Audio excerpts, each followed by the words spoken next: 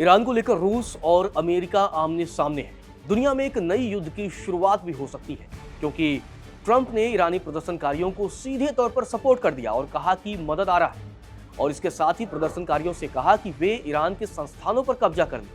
जिसके बाद रूस ने भी अमेरिका को भयानक नतीजों की चेतावनी दी। लेकिन इसी बीच जो खबर सामने आ रही है, उस खबर ने दुनिया की टेंशन बढ़ा दी, क्योंकि उसके बाद जो खबर है ना, दुनिया में एक नए युद्ध की शुरुआत कर सकती है। खबर यह है कि अमेरिका के खिलाफ समंदर में रूस, चीन और ईरान के जंगी जहाज उतर गए हैं। जी हां, ये जहाज ऐसे वक्त में उतरे हैं जब ईरान और अमेरिका के बीच तनातनी है, युद्ध जैसी नौबत आ सकती है। और इसी बीच रूस और चीन ईरान के जंगी जहाजों के साथ समंदर में युद्धाभ्यास कर रहा है। बताया जा रहा है कि ब्रिक्स देशों के कुछ देशों के जंगी जहाज अटलांटिक महासागर के पास उतर गए हैं। इसका सीधा उद्देश्य यह है कि अमेरिका को कड़ी चेतावनी दी जाए। अमेरिका को बताया जाए कि रूस और चीन ईरान के खेमे में है, और अगर अमेरिका ने दुस्साहस किया ईरान पर हमला करने का, तो रूस और चीन भी चुप नहीं बैठेंगे, बल्कि वो ईरान के समर्थन में उतरेंगे और पलटवार करेंगे। आपको बता दें कि दक्षिण अफ्रीका के तट के पास चीन, रूस और ईरान समेत कई देशों का संयुक्त नौसैनिक अभ्यास शुरू हो गया है। नौसेना के अभ्यास पर चीन के रक्षा मंत्रालय ने बड़ा बयान दिया है और बताया है कि इन अभ्यासों में बचाव और समुद्री हमलों के अभियानों के अभ्यास और तकनीकी आदान प्रदान भी शामिल है। हालांकि इस युद्धाभ्यास से भारत और ब्राजील बाहर हैं, जबकि ब्रिक्स के वो भी दो अहम देश हैं। अब आपको ग्राफिक्स के जरिए बताता हूं कि कौन कौन से देश इस अभ्यास में शामिल हैं। चीन, ईरान, रूस, यूएई, दक्षिण अफ्रीका, इंडोनेशिया, इथोपिया। अल जजीरा की रिपोर्ट के मुताबिक चीन और ईरान ने युद्धाभ्यास में विध्वंसक पोत भेजे हैं, जबकि रूस और संयुक्त अरब अमीरात यानी यूएई ने कोरवेट भेजे हैं, और दक्षिण अफ्रीका ने एक मध्यम आकार का फ्रिगेट तैनात कर दिया है।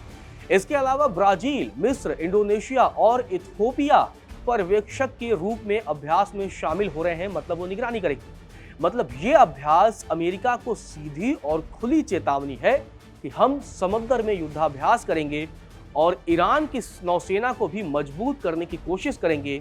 और ये अभ्यास ऐसे वक्त में है जब ट्रंप की तरफ से ईरान को लगातार धमकियों पर धमकी दी जा रही है। दक्षिण अफ्रीका पहले भी आपको बता दें कि चीन और रूस के साथ नौसैनिक अभ्यास कर चुका है। रिपोर्ट की अगर माने तो ये अभ्यास अमेरिका द्वारा उत्तरी अटलांटिक में वेनेजुएला से जुड़े एक रूसी तेल टैंकर को जब्त करने के ठीक 3 दिन बाद शुरू हुआ है। मतलब बड़ा संदेश है, जिसमें अमेरिका ने कहा था कि उसने पश्चिमी प्रतिबंधों का उल्लंघन किया है। ट्रंप प्रशासन ने क्यूबा, कोलंबिया और ईरान जैसे देशों के साथ साथ डेनमार्क के अर्ध स्वायत्त क्षेत्र ग्रीनलैंड के खिलाफ भी सैन्य कार्रवाई की धमकी दी। मतलब ट्रंप की तरफ से लगातार धमकी दी जा रही है। और पिछले दिनों हमने देखा कि इस तरीके से ट्रंप की सेना ने वेनेजुएला में घुसकर उसके राष्ट्रपति निकोलस मादुरो और उनकी पत्नी को गिरफ्तार किया।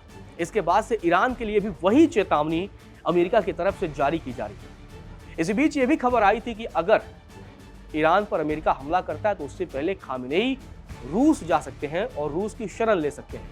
लेकिन बड़ा सवाल यही है कि जिस तरीके से अब रूस की एंट्री हुई है, एक तरफ रूस नौसेना के साथ ईरान के युद्धाभ्यास कर रहा है, तो दूसरी तरफ रूस ने अमेरिका को भयानक नतीजे भुगतने की चेतावनी दी। और ये चेतावनी का सीधा अर्थ है कि रूस अब ईरान के समर्थन में खुलकर खड़ा हो चुका है। इसके अलावा अगर आने वाले वक्त में किसी तरीके के युद्ध की नौबत आती है, तो संभवतः चीन भी ईरान के साथ खड़ा नजर आए। अब देखना दिलचस्प रहेगा कि क्या अमेरिका की तरफ से ईरान में कोई कार्रवाई की जाती है या नहीं, क्योंकि ट्रंप ने मदद भेजने का वादा किया है।